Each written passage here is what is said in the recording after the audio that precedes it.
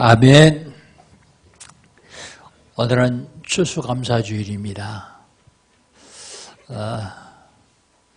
꼭 이 본문을 택하려고 한 게 아닌데 지난주에 이어서다 보니까 이 본문을 택하게 됐습니다. 하나님이 가장 기뻐하시는 예배. 원래 추수감사절 유래는요, 구약시대의 수장절의 복음입니다. 구약시대에 세 절기가 있었는데 6월절, 맥추절, 수장절입니다.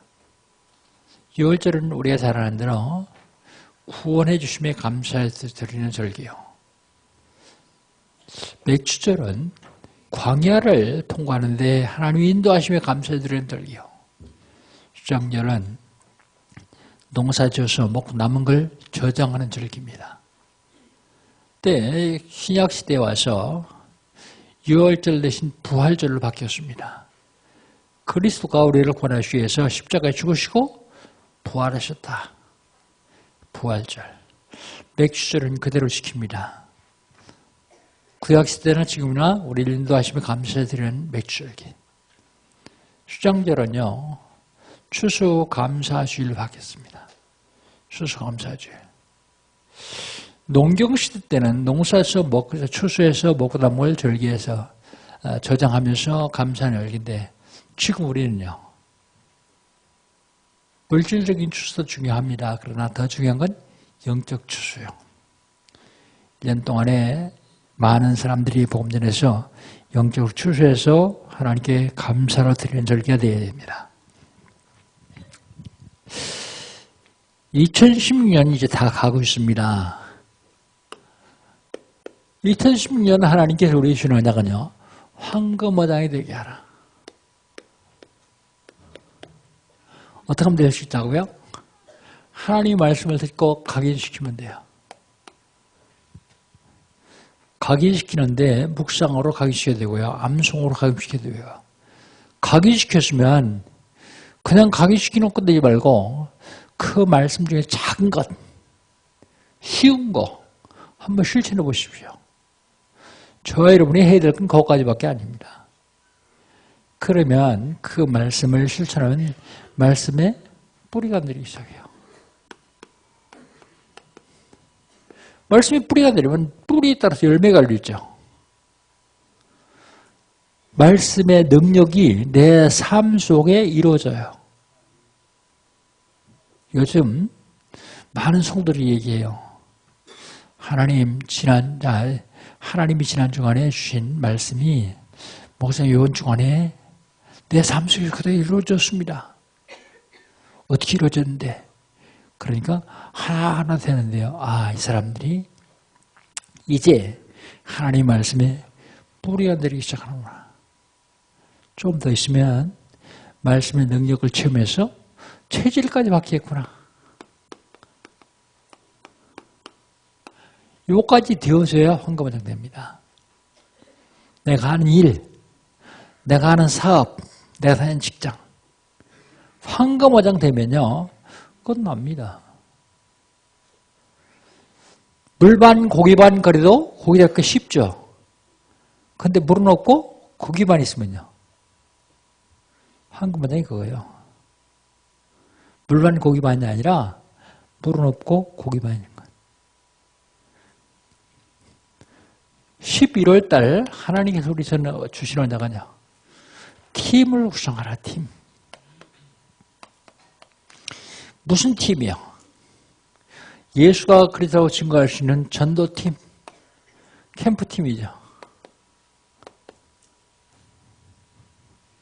무슨 팀이요? 삶 오늘을 나눌 수 있는 미션팀.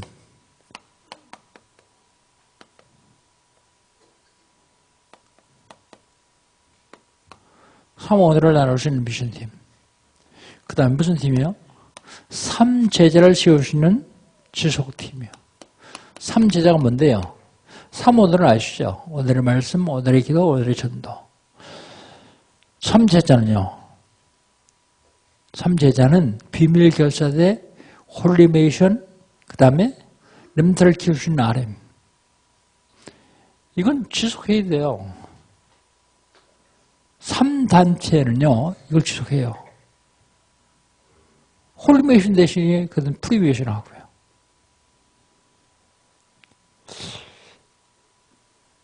걔들은 RM을 얼마나 잘하냐면, 우리 애들 중에서도 아주 뛰어난 아이들 있잖아요.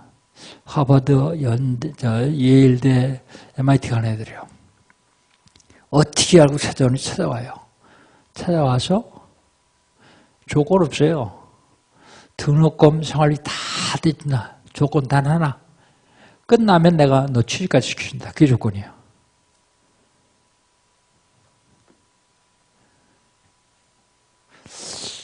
여러분, 팀 구성하는데 팀 구성했습니까? 하려고 생각해봤습니까? 하나님 말씀 받으시면 작은 것부터 실천해야 돼요. 작은 거. 어려운 거 하면 힘들어서 못해요. 쉬운 거, 작은 거 하면 돼요.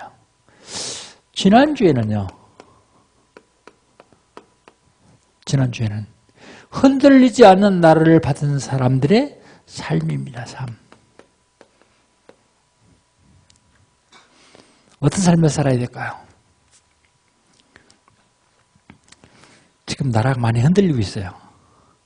흔들리는 거 여러분 아시죠? 촛불을 많이 들더라고요. 촛불. 근데 놀라운 사실은 애들 데리고 와요. 촛불 들어. 애들한테 촛불 들어놓고 뭐 프랭카 하나씩 들고 있어요. 박근혜 퇴진. 나 그 사람들은 모르겠어요. 근데 기자 가서 물어봤어요. 왜 애들 데려왔냐니까. 이 역사의 현장에 우리 아이를 참여시키기 위해서 들어왔다 그래요. 참 천하의 바보요. 그 아이 속에 뭐가 확인되겠어요? 뭐가 확인되겠어요? 잘했다 잘못했다 단순히 그렇게 판단해서는 안 됩니다. 우리나라에 법이 있어요. 대통령이 잘못하면 벌 받아야 돼요. 근데 대통령이기 때문에 가중처벌 받아야 된다고 생각합니다. 더 받아야 돼요. 그런데 우리나라는 지금 뭘 먹고 살고 있죠? 다 할 거예요. 우리는 돈도 없어요. 자원도 없어요. 아무것도 없어요. 남북으로 나눠져 있어요. 막 김정은이는 호시탐탐할 겁니다. 지금 조금만 더 혼란스러워라. 내려가겠다. 수출로 먹고 사는데 해외 투자들 와서 투자하겠습니까? 바보가 아닌 다음에 나가 투자 안 해요. 투자한 거 빼가요. 언제 날아갈지 모르는데. 그럼 목사님 가만히 있으란 말입니까? 누가 가만히 있어요? 이런 때 후대들 제대로 교육시킬 수 있는 기회예요.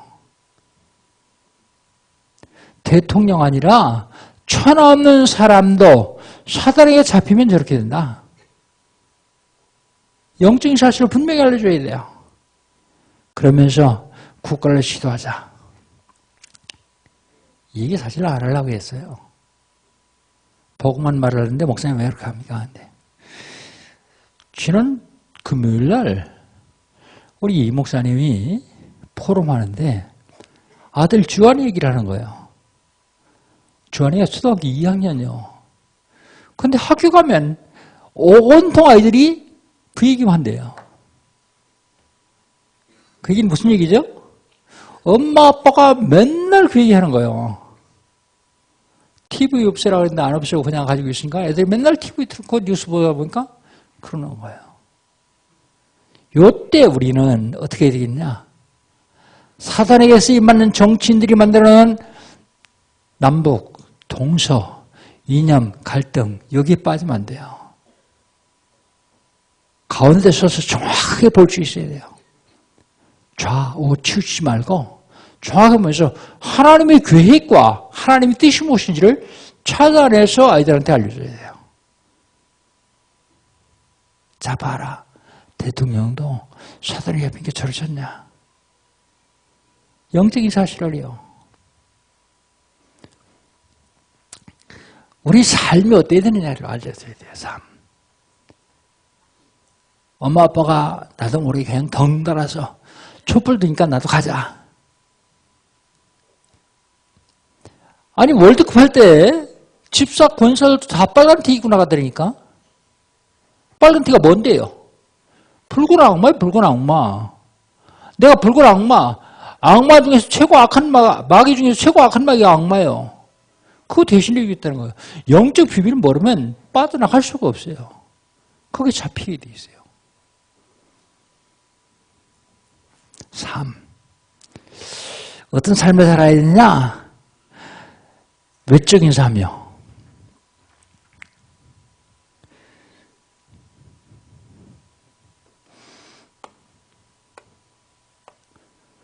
외적인 삶. 외적인 삶은 어떤 삶? 형제를 사랑하라. 형제는 누구요? 피를 나누는 형제라고 그래요. 근데 피보다 더한 보혈을 나누는 형제 사랑하라고요. 손님을 대접하라. 어떤 사람은 손님 대접을 즐겨하다가 부중에 천사를 대접하느니라. 복음 때문에 고난당하고 어려움당한 사람을 생각하라. 생각하는 말은 기도하는 말이에요. 지금도 중동에서는 예수 믿는 것 때문에 목 잘려서 죽어요. 참수당해요. 기도하라.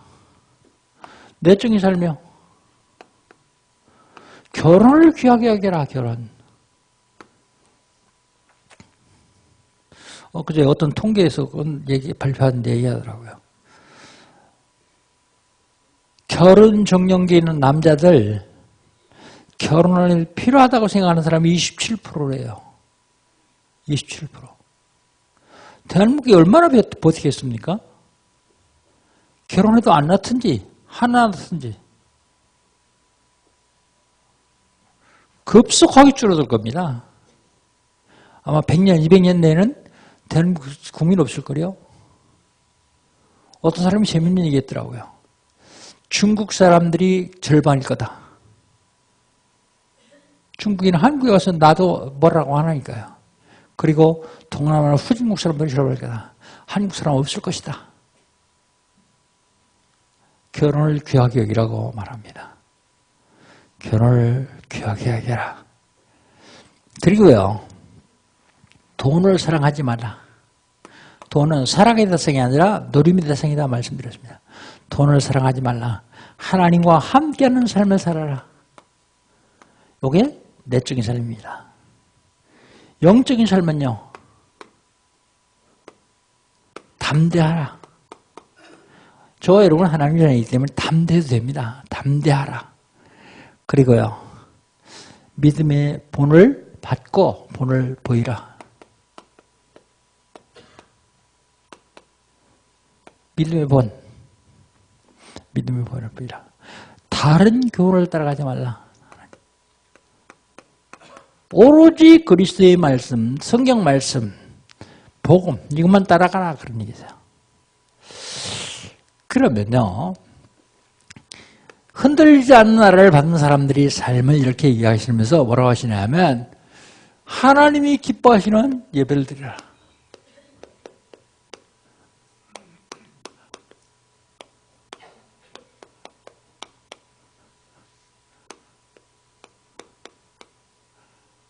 하나님이 기뻐하시는 예배.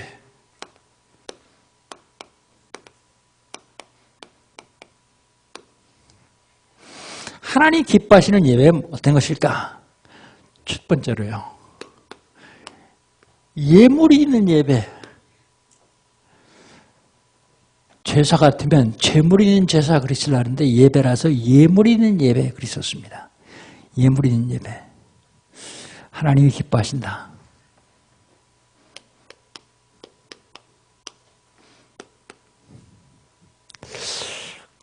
구약에는 뭐라고 말하고 있습니까? 구약에는 10절로 11절이요. 10절, 11절 두 절만 한번 같이 한번 읽어봅시다. 우리에게 제단이 있는데 장막에 섬기는 자들은 그 제단에서 먹을 권한이 없나니 이는 죄를 위한 짐승의 피는 대제사장이 가지고 성소에 들어가고 그 육체는 영문 밖에서 불사람이라. 구약 시대 때는요. 제사 지는 사람이 다 재물 가져왔어요. 재물.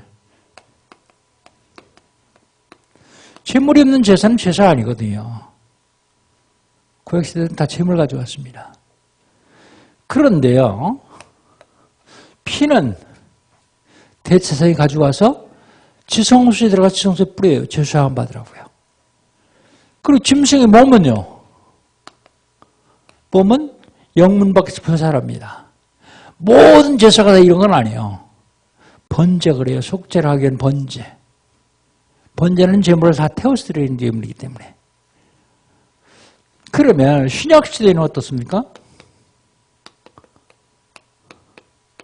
12절입니다. 12절 같이 읽겠습니다. 그러므로 예수도 자기 피로써 백성을 거룩하게 하려고 성문 밖에서 고난을 받으셨느니라 그랬습니다. 신약시대 때는 예수의 피로 죄사함 받았어요. 예수의 피로 죄사함 받았습니다. 그래서 죄사하기 위해서 성문 밖에서 고난을 받았어요.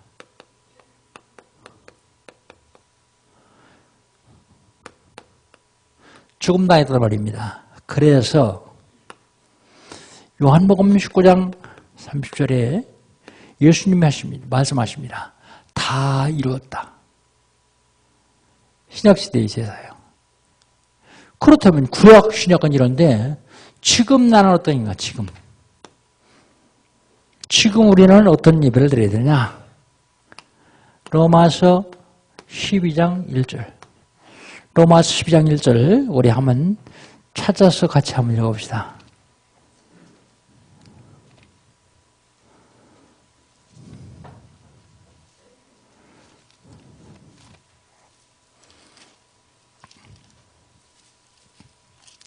로마서 12장 1절 같이 한번 읽겠습니다.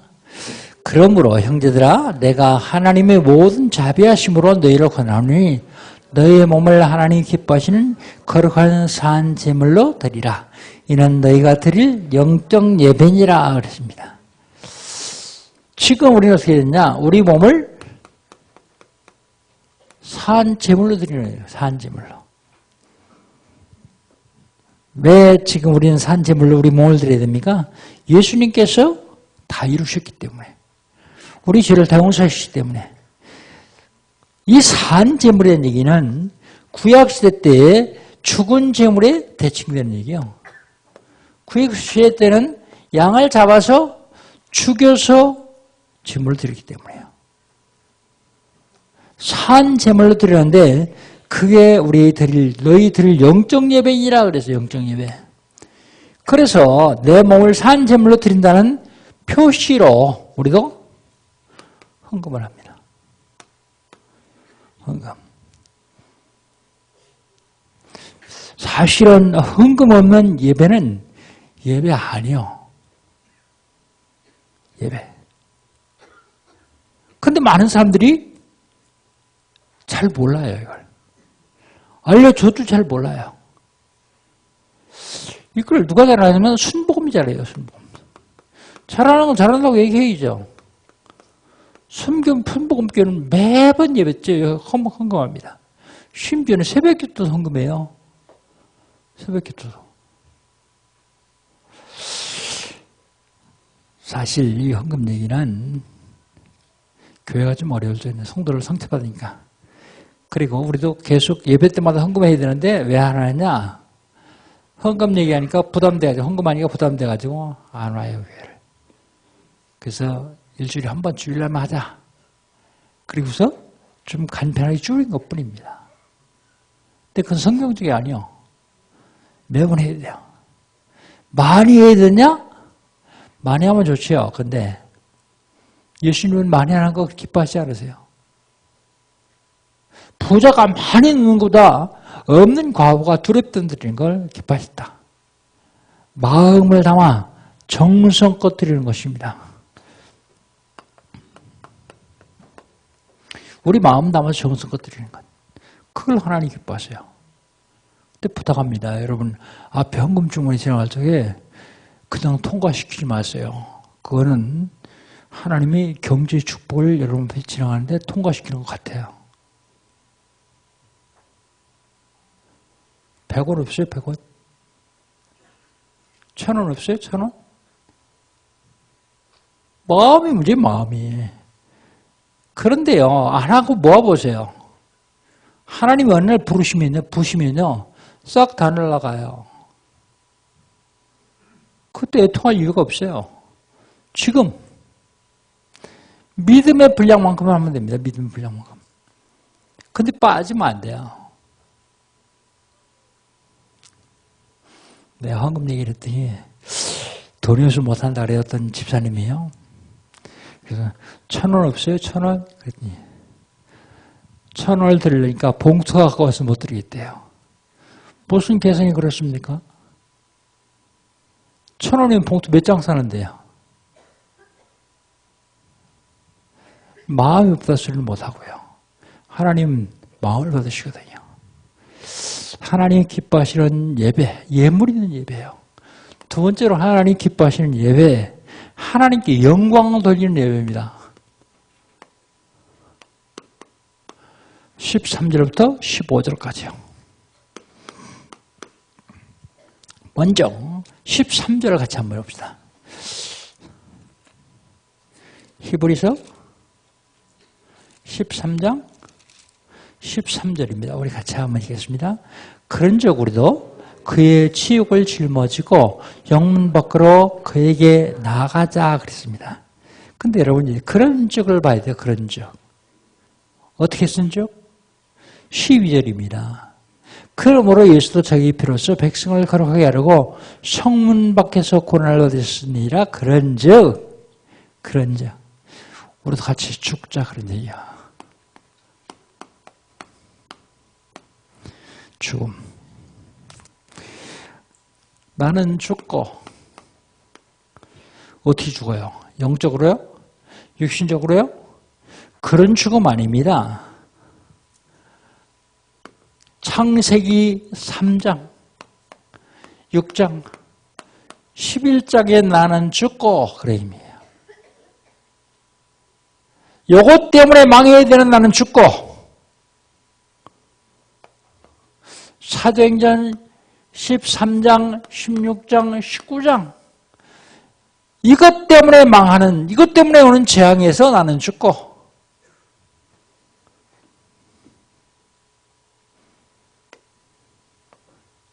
영적 문제,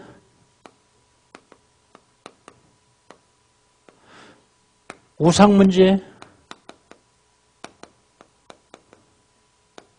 정신 문제, 육신 문제, 내세 문제, 후대 문제, 멸망해서 나는 죽고 멸망받아야 해도 나는 죽고 그 얘기예요. 갈라디아서 2장 20절에 뭐라고 말하고 있습니까? 내가 그리스도와 함께 십자가에 못 박혔나니 그런즉 이제는 내가 사는 것이 아니요 오직 내 안에 그리스도 사신 거다. 이제 내가 입체 가운데 사는 것은 나를 사랑하사 나를 위하여 자기가 오신 하나님의 아들을 믿는 믿음 안에 사는 것이다. 망할 수밖에 없는 나는 완전히 죽고 내 속에 승리할 수밖에 없는 그리스도로 사는 것이다 그 말입니다. 저 여러분이 어떤 사람인지 알아야 돼요. 이 신분은 굉장한 신분입니다.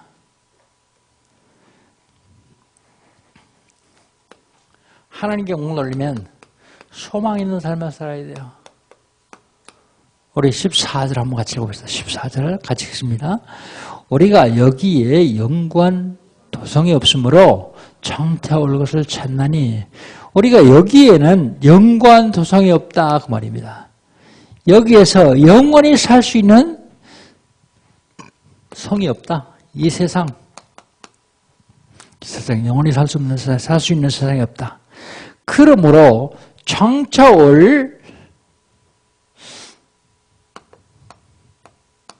천국이요. 그러므로 도성이 없으므로 장차올 것을 찾나니 천국 찾는다고요. 그럼 지금요. 천국 가야 되는데 천국의 삶을 연습해야 돼요. 연습한다고 합니까? 그게 아니요. 구원받은 우리 어차피 거기 됐으니까 거기 가서 부작용 없이 잘 적응하려면 미리 연습해야 되죠. 그래서 마음 천국을 이루어야 돼요. 마음 천국. 그때 예수 믿는다 그러면서 마음 지옥을 만드는 사람 많이 있죠. 왜 지옥 만들어요? 환경 때문에. 내가 생각하는 기준 때문에. 이런 것 때문에 마음의 지옥을 만들고 속상해하잖아요. 속상해하는 건 지옥이요. 지옥 가서 얼마든지 할 수 있어요. 근데 우리는 거기 갈 수 없으니까 천국은 마음 천국을 이루어야 됩니다. 소망. 그 다음에 찬송의 제사를 드리라 그랬어요. 찬송. 찬미의 제사라고 말하죠. 15절에 한번 읽어봅시다. 15절 같이 읽습니다. 그러므로 우리는 예수로 말미암아 항상 찬송의 제사를 하나님께 드리자. 이는 그 이름을 증언한 입술의 열매니라 그랬어요. 찬송의 제사. 하나님께 찬양으로 예배드리는 거예요. 찬양.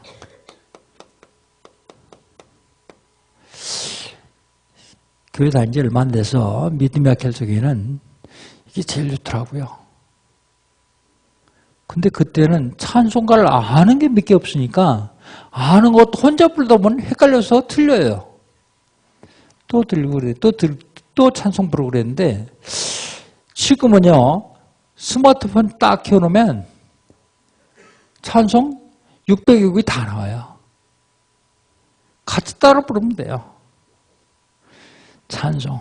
이걸 하나님은 제사라고 말합니다. 제사. 찬송 자체가. 그래서 여러분 준비 찬송합시다 그 얘기는 하지 마세요. 뭘 준비하는데요? 찬양 자체가 예배요. 찬양 자체가요.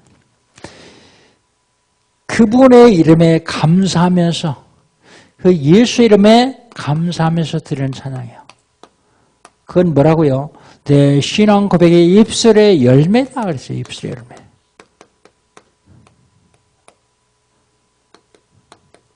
그런데 우리는 여기서 완전히 죽고 빠져나왔는데도 어디 기독교인들끼리 놀러 가면 야 오늘은 찬송하지 말고 여행 가자 그러죠.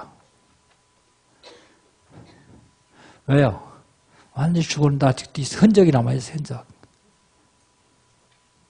찬송보다 유행가가 더 재밌죠.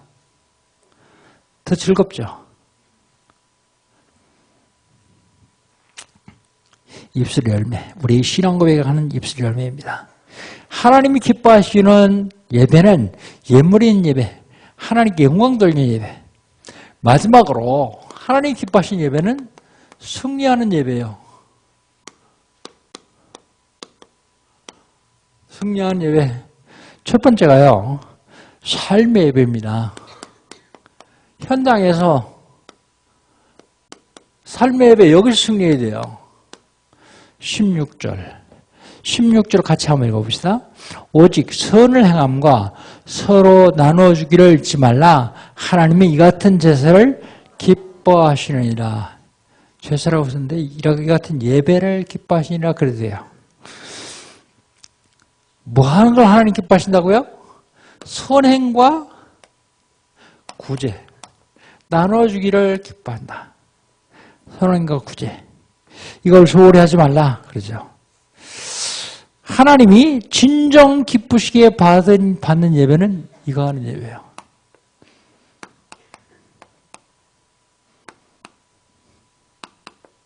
하나님 기뻐하시는 거예요. 진정 하나님 기뻐하시는 예배. 그런데요, 이거 해야 됩니다. 이제 우리 교회도 이제 해야 돼요. 앞으로 달란트 있는 분들 얘기하세요. 선행, 구제, 봉사 이런 거 해야 돼요. 하는데 이거 놓치면 안 돼요. 반드시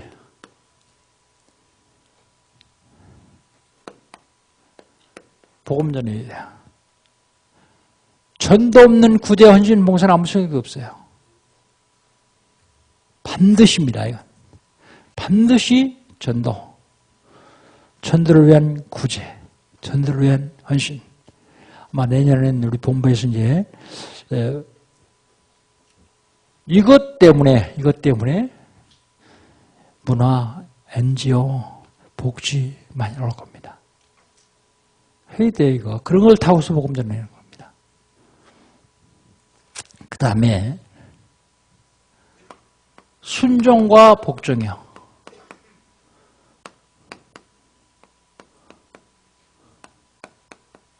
17절 한번 읽어보세요. 17절.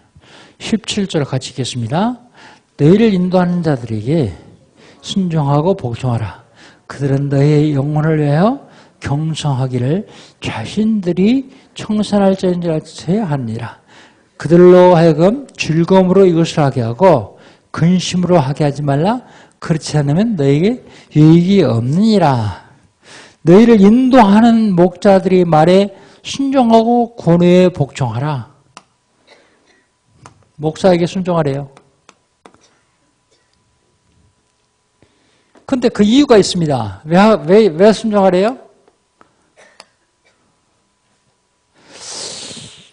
그들은 너희의 영혼을 보살피는 사람들이다. 그랬어요. 거기 좀 어려운 말 썼는데 그 말을 쉽게 얘기하면 너희 영혼을 보살피는 사람이다. 위해서 기도해주고 양육해주고 하는 사람들이다. 그런 얘기죠. 그들은 너희 영혼을 위하여 경성하기를 자신들이 청산할 것처럼 하느니라. 그 얘기가요. 너희 영혼을 보살피는 사람들이기 때문이다. 그래서 어떻게 하라고요? 목회를 근심으로 하게 하지 마라. 거기 성경에 그렇게 얘기했죠. 즐거움으로 하게 하라. 즐거움.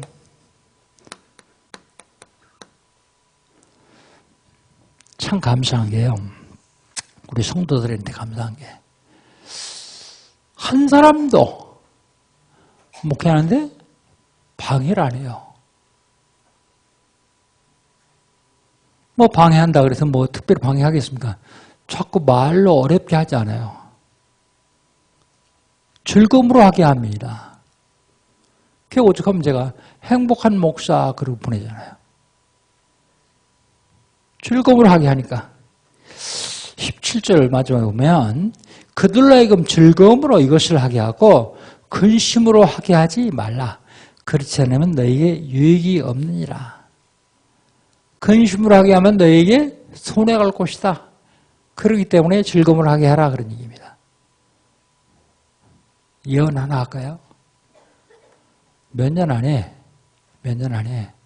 여러분들은 시대적인 축복을 받을 것입니다.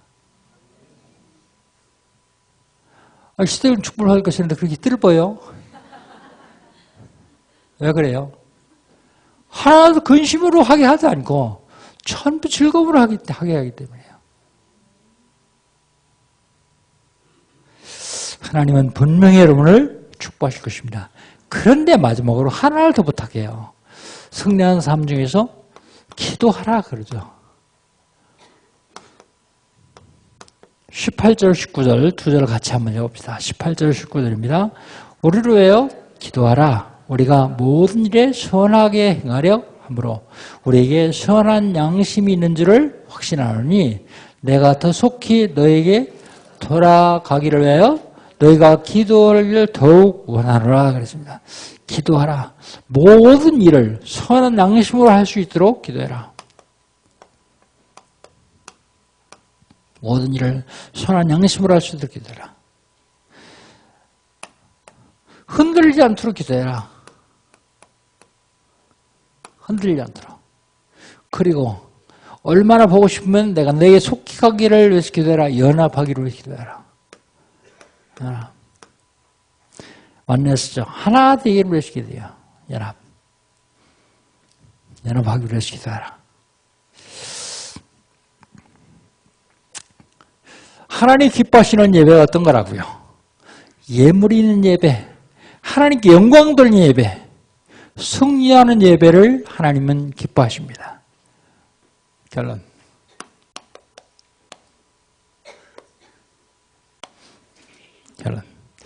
예배에 성공하면 다 성공합니다. 예배 성공하려면 어떻게 돼요? 예배의 4요소를 알아야 돼요. 예배에 4가지 요소가 있습니다. 예배 사요소. 예배드리는 순서대로 한번 해볼까요? 첫째는 찬송이요. 찬송.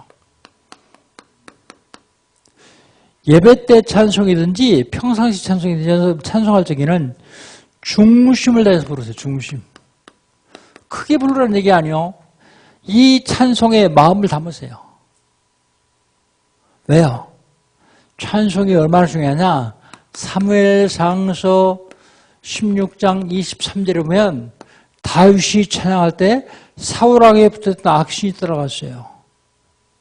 찬양대가 그냥 찬양하는 거지만 찬양할 때 악신이 따라갑니다. 사도행전 16장 25절부터 34절까지요.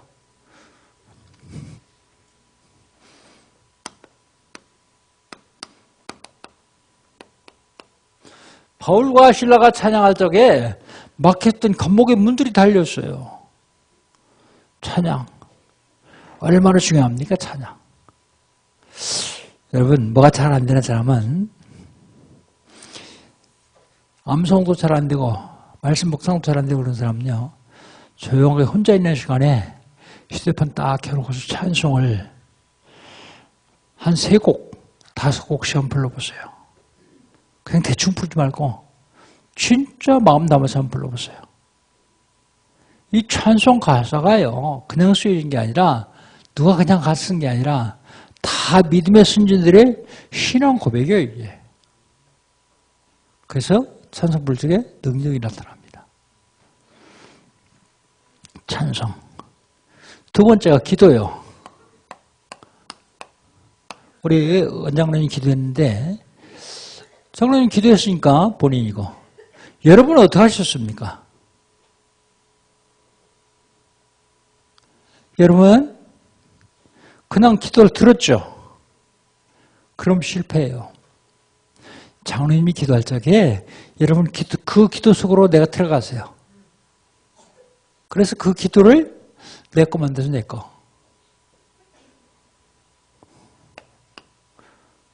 대표 기도하는 사람 기도 속으로 들어가서 기도를 내 거 만들어야 돼요.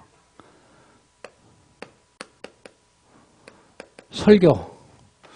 여러분 설교를 지금 듣고 있는데 설교로 들으면 안 됩니다.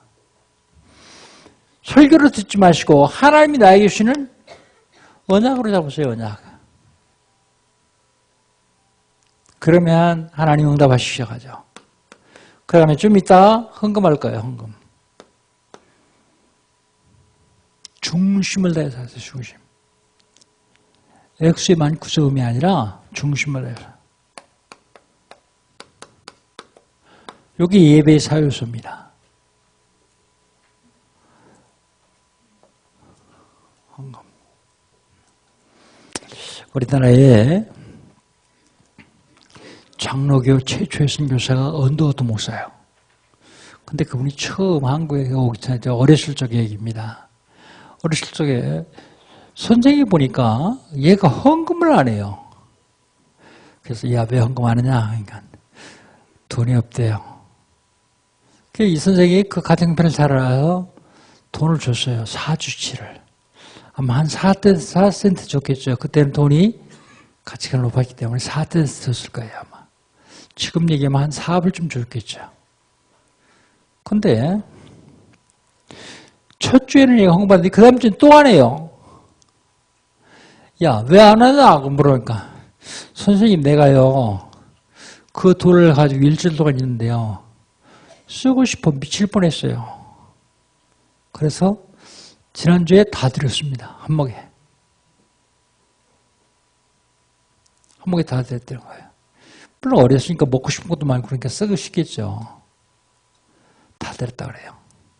그게 그러냐 그랬더니 그 다음 주에는 헌금이 순서가 왔는데 얘가 의자 위에 딱 올려서 제가 거기 딱 앉아요.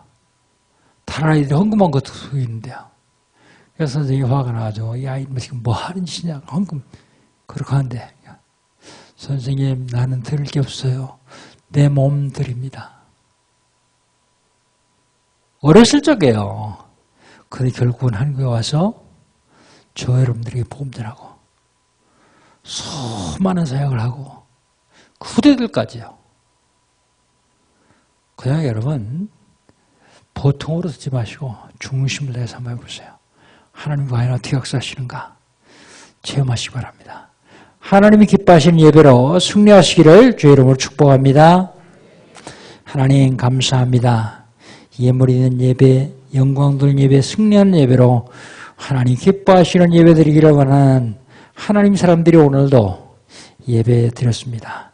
예배를 받으시고 시대를 살릴 수 있는 축복을 허락하여 주시옵소서. 예수님의 이름으로 기도하옵나이다. 아멘.